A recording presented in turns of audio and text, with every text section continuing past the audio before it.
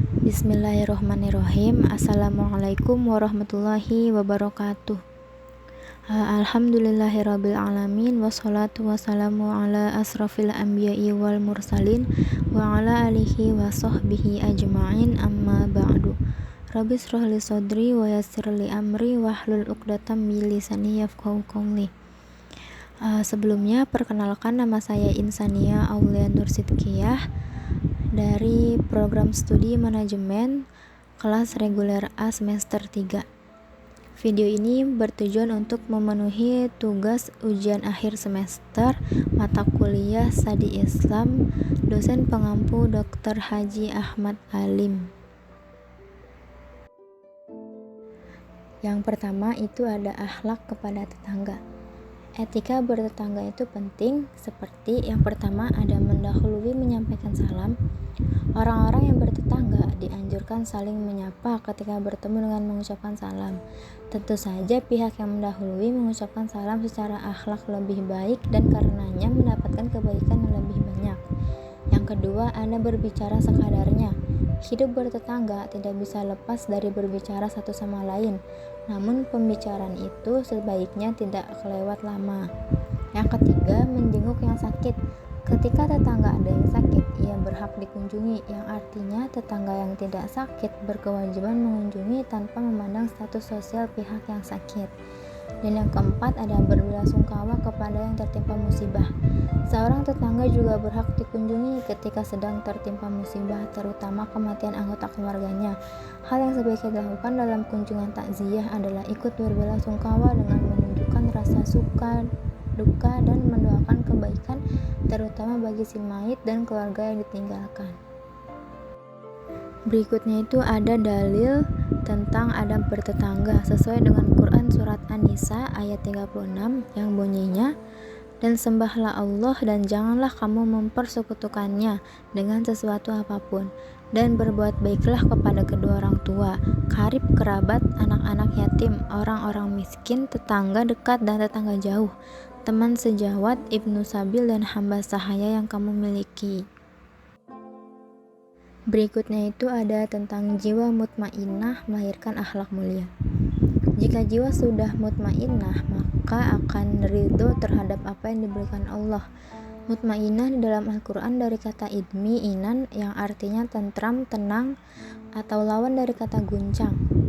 Orang yang diberikan oleh Allah ketenangan dalam jiwanya akan tidak mudah putus asa, tidak mudah pesimis, jiwanya senantiasa menerima takdir Allah, tunduk dan patuh terhadap aturannya Allah, dan sifat-sifat yang terpuji yang menyelimuti jiwa mutmainnah.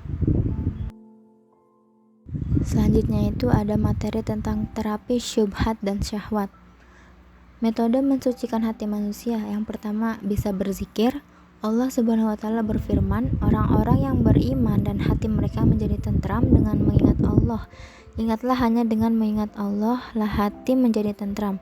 Quran surat Ar-Ra'du ayat 28. Yang kedua, bisa dapat membaca Al-Quran, sholat dengan khusyuk. Dalam Al-Quran surat Az-Zumar ayat 23 juga dijelaskan bahwa untuk membersihkan pikiran dan hati, umat muslim bisa melakukannya dengan cara mengingat Allah Subhanahu wa Ta'ala. Salah satunya adalah dengan salat secara khusyuk. Dan yang terakhir itu dapat bersilaturahmi. Barang siapa menjamin untukku satu perkara, aku jamin untuknya 4 perkara. Hendaklah dia bersilaturahim, menjalin hubungan baik, niscaya keluarganya akan mencintainya, diperluas baginya rezeki, ditambah umurnya, dan Allah Subhanahu wa Ta'ala memasukkannya ke dalam surga. Hadis riwayat Ar-Rabi. Pentingnya menjaga hati manusia itu menjadi tolak ukur diselamatkannya di dunia dan di akhirat. Sebab rusaknya hati manusia ada dua, yaitu dibersihkan dari setiap syahwat dan dibersihkan dari setiap subhat. Selanjutnya itu ada meneladani akhlak Rasulullah. Salah satu contoh akhlak Rasulullah yang dapat diikuti adalah akhlak Rasulullah ketika makan. Rasulullah SAW makan dengan 3 jari. Hadis riwayat Muslim. Al-Hafiz Ibnu Hajar rahimahullah berkata, sunnahnya adalah makan dengan 3 jari sekalipun lebih dari 3 jari diperbolehkan. Fathul Bari. Di samping itu, apabila telah selesai makan, jangan lupa untuk membersihkan jari jemari dengan menjilatnya sebelum dicuci dengan air atau dibersihkan dengan tisu. Demikian pula membersihkan tempat makan dengan tangannya, karena Rasulullah SAW mengatakan, sesungguhnya kalian tidak mengetahui di mana keberkahan itu turun. Hadis riwayat Muslim. Selanjutnya itu ada akhlak dalam bermedia sosial. Yang pertama, jadikan sebagai sarana untuk menebar kebaikan. Informasi yang tersebar di media sosial sedikit banyak mendeskripsikan kejernihan akhlak penulisnya. Mereka yang memiliki pandangan menyebarkan manfaat melalui tulisan dan berwawasan luas tidak akan tergesa-gesa dalam memposting berita. Ladang pahala justru akan mengalir apabila setiap hal yang kita beritakan berkhazanah Islam dan menebar faidah. Layaknya seekor lebah yang hanya akan mencari madu, jika insting kebaikan telah terpatri indera, kita tidak akan tertarik untuk menciptakan hal-hal tulisan yang akan menimbulkan fitnah. Yang kedua, mengingat hisab atas segala perbuatan.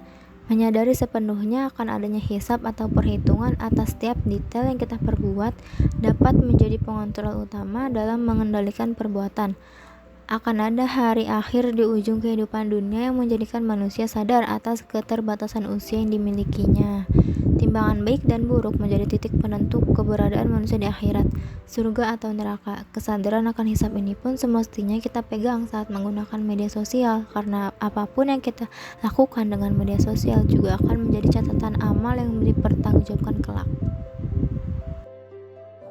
Yang selanjutnya itu ada lakukan cross check sebelum berpendapat atau tabayun. Dan katakanlah kepada hamba-hambaku, hendaklah mereka mengucapkan perkataan yang paling baik atau benar. Sesungguhnya setan menimbulkan perselisihan di antara mereka. Sesungguhnya setan adalah musuh yang nyata bagi manusia. Quran Surat Al-Isra ayat 53. Selanjutnya tuh CCTV di kedua bahu. Merasa selalu diawasi oleh malaikat utusan Allah di bahu kanan dan kiri semestinya menjadikan tubuh dan akal berpikir sebelum melakukan tindakan. Yang kelima, ruang keikhlasan tanpa mengumbar ria. Misi atau niat hanya terjadi satu arah, yaitu kejujuran hati kepada sang pemilik kehidupan. Kita tidak bisa melihat apalagi memberikan penilaian terhadap niat seseorang. Tetapkan misi untuk memanen kelimpahan pahalanya tanpa berharap pujian yang melambungkan popularitas. Hal ini akan menjadi hal yang mendasari kita untuk terus melakukan segala hal yang positif. Materi selanjutnya itu akhlak terpuji, adil dan ihsan. Sesuai surat An-Nahl ayat 90 yang bunyinya, sesungguhnya Allah menyuruh kamu berlaku adil dan berbuat kebajikan, memberi bantuan kepada kerabat, dan Dia melarang melakukan perbuatan keji, kemungkaran dan permusuhan. Dia memberi pengajaran kepadamu agar kamu dapat mengambil pelajaran. Dijelaskan bahwa adil dan ihsan merupakan induk perintah Allah Subhanahu wa Ta'ala. Selanjutnya itu ada materi tentang akhlak tercela suap dan korupsi. Sesuai dengan surat Al-Baqarah ayat 188 yang bunyinya, dan janganlah kamu makan harta di antara kamu dengan jalan yang batil, dan janganlah kamu menyuap dengan harta itu kepada para hakim dengan maksud agar kamu dapat memakan sebagian harta orang lain itu dengan jalan dosa, padahal kamu mengetahui. Dampak suap dan korupsi membuat kita sebagai manusia yang buruk akhlaknya, walaupun manusia lain tidak mengetahui, tetapi Allah Subhanahu wa Ta'ala tetap mengetahuinya. Yang terakhir ada materi akhlak kepada kedua orang tua. Sesuai surat Al-Isra ayat 23, salah satu ayat yang paling terkenal terkait perintah ini ada pada surat Al-Isra, yang dimana Allah berfirman, dan Rabb-mu telah memerintahkan supaya kamu jangan menyembah selain Dia, dan hendaklah kamu berbuat baik kepada ibu bapakmu dengan sebaik-baiknya. Berbuat baik kepada kedua orang tua lebih dikenal dengan istilah birrul walidain, artinya menunaikan hak orang tua dan kewajiban terhadap mereka berdua, tetapi mentaati keduanya, melakukan hal-hal yang membuat mereka senang dan menjauhi berbuat buruk terhadap mereka. Sekian presentasi dari saya, kurang lebihnya mohon maaf. Wassalamualaikum warahmatullahi wabarakatuh.